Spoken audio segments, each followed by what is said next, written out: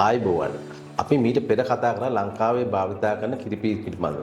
අද අපි ඔයගොල්ලොත් එක්ක කතා කරන්න බලාපොරොත්තු වෙන්නේ කිරිපිහියක් නිවැරදිව මුහත් තබන ආකාරය. ඔබගේ කිරිපිහියත් මේ වගේ. බැරි විදිහට කිරිපිහි මුහත් තැබුවාට පස්සේ මෙන්න මේ වගේ පිහියේ හැඩය වෙනස් වීමට ලක් වෙනවා. පිහියේ හැඩය වෙනස් වීම නිසා පිහි හැසිරීමට තියෙන හැකියාව අඩු වෙනවා. ඒ වගේම තමයි පිහියේ පැවැත්ම අඩු වෙනවා. ඒ වගේ තමයි ගහේ අස්වැන්නට මේ තදිම බලපාලා අපිට ලබාගත හැකි අස්වැන්න අපිට නියම පරිදි ලබා ගැනීම නොහැකි වෙනවා. එසේනම් කාලයත් ශ්‍රමයත් මුදලත් ඉදිරි කරගෙන ගසෙන් උපරිම අස්වැන්න ලබා ගැනීමට අපි කිරිපියක් නිවැරදිව මුහත් තබමු. බොහොමයක් කිරි කැපුම්කරුවන් විසින් පිහිය මැදීම සඳහා ටයිල් කැබලි, වැලි කඩදාසි, පිගම් කටු වැනි ද්‍රව්‍ය භාවිත කරනවා. මේ සඳහා වඩාත් සුසු වන්නේ ඝනභාවයෙන් අඩු පහසුවෙන් ගෙවී යන සුළු සෙරමික් වර්ගයේ ටයිල් කැබැල්ලක්. මේ ටයිල් කැබලේ දිග පල්ල ගත්තට පස්සේ ආසන්න වශයෙන් අඟල් 4ක් 5ක් පමණ දිග, අඟල් 1.5ක් පමණ පල්ලකින් යුතු මිලිමීටර් 6ක 7ක ඝනකමකින් යුතු ටයිල් කැබලක් මෙතන වඩාත් සුදුසුයි. ටයිල් කැටේ දාරය පිහියේ අංශතලයකට තබලා තදින් ඇතුළුවට පස්සේ ඒකෙන් හොඳින් කුඩු හැලෙනවා නම් අන්නේ ටයිල් කැටේ ඉතාමත් සුදුසුයි අපේ වැඩේට. එහෙනම් අපි සම්ප්‍රදායික කිරිපිහිය මුහත් තබන ආකාරය බලමු. මුලින්ම පිහිය ඔබට රඳවා ගත යුතු පහසු ක්‍රමයට තබා ගන්න. කිරිපිහිය මත පිට ඉහළ කොටස තමයි මුහත් තබන්න හදන්නේ. එදී පිහිය මත ඔබගේ ටයිල් කැබැල්ල සමාන්තරව මෙසේ තබන්න. තබා ඉදිරියට සහ පැත්තට යන විදිහට මෙහෙම තෙරපමින් මුහත් තැබීම සිදු කරන්න. ඒ වගේ තමයි යම් වාර ගානක් එකපසක් මුහත් තැබුවා නම් ඒ වාර ගානම අනික් පසත් මුහත් තබමට වගලා ගන්න ඕනේ. එහෙම නොවුනොත් එම ඔබේ කිරිපිහියේ හැඩය ඉක්මනින් විනාශ වීමට ලක් වෙනවා. අපි කිසිම අවස්ථාවක ටයිල් කැබැල්ල පිටිපසට ඇදලා මුහත් තැබීම සිදු කරන්නේ නැහැ. ඊට පස්සේ ඔබගේ අංශ තල දෙක මැද ගැනීමක් සිදු කරනවා.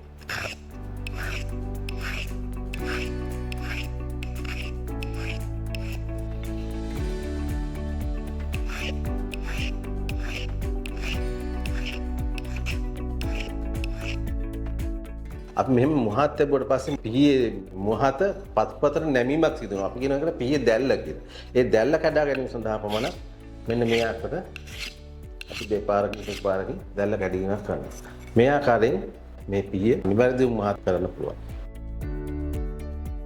අපි දන්නවා ටයිල් කැටේ නිතර භාවිතා කිරීමේදී ටයිල් කැටේ තෙල් බැඳිලා ඔට්ටපාලු බැඳිලා අපිරිසුදුතාවයට පත් වෙනවා. එතකොට අපි මේ අවස්ථාවේ සමතල රළු මත පිටකයක ඇතිල්ලීමෙන් ඒ කොටස ඉවත් කරගත්තට පස්සේ නැවතත් කිරිපිහිය මැදීමට සුදුසු තත්ත්වයට පත් වෙනවා. දැන් බලමු තාක්ෂණික වැඩි දියුණු කරන ලද කිරිපිහිය මදින්නේ කොහොමද කියලා. මේක සම්ප්‍රදායික කිරිපිහිය මදිනට වඩා වෙනස් ක්‍රමයක් තමයි භාවිතා කරන්නේ. ඒ සඳහා භාවිතා කරන ටයිල් කැටේ පවා වෙනස් බවක් පෙන්වනවා. ටයිල් කැටේ දිග පල්ල ගත්තොත් එහෙම ගොඩක් වෙලාට එකම වගේ තමයි. හැබැයි ටයිල් කැටේ මුහුණත් ගත්තට පස්සේ මේ මුහුණතේ එක කොටසක් අපි ඇලවෙන ආකාරයකට ගෙවාගෙන තියෙනවා. ඒ ඇලය ගොඩක් වෙලාට සමාන වෙනවා මේ පිහියේ තියෙන හැඩයට.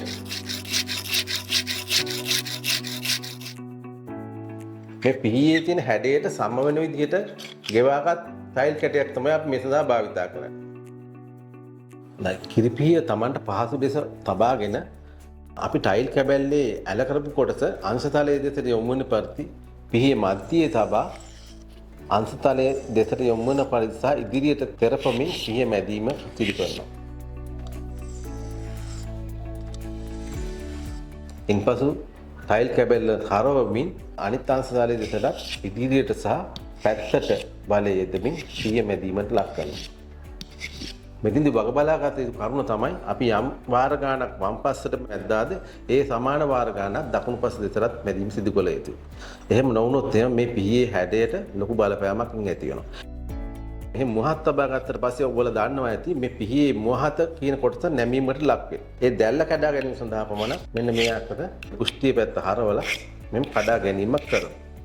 ඊට පස්සේ මේ කිසි විටක මේ අංශතලයේ දෙක මැදීමක් සිදු කරන්නේ නැහැ. හැබැයි මේකේ වැදගත්ම කොටස තමයි මේ අංශතල දෙකේ තියෙන ඉස්සරහා මොට ප්‍රදේශය.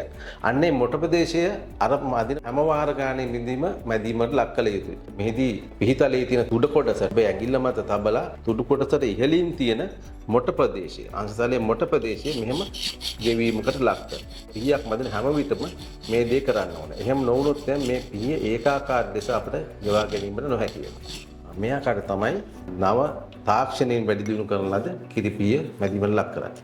අපගේ කිරිකපුන් ශිල්පීන් පුරුදු වෙලා සිටිනවා දවසකට එක්වරක් පමණ කිරිපිහිය මුහත් තැබීමට. නමුත් නිවැරදි ක්‍රමය වන්නේ AB පැනල් කිරි කපනවා නම් සාමාන්‍යයෙන් ගස් 200ක් 250ක් කැපීමේ පසු මුහත් තැබීමක් අනිවාර්යෙන් සිදු කර යුතු වෙනවා.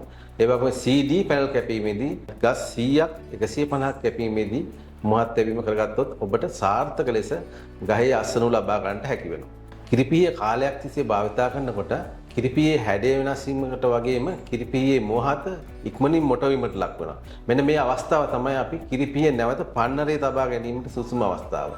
කිරිපිහියක් පනපැවීමේදී සැලකීමත් විය යුතු කරුණු මොනවද කියලා ඉදිරි වීඩියෝ එකෙන් අපි කතා කරමු.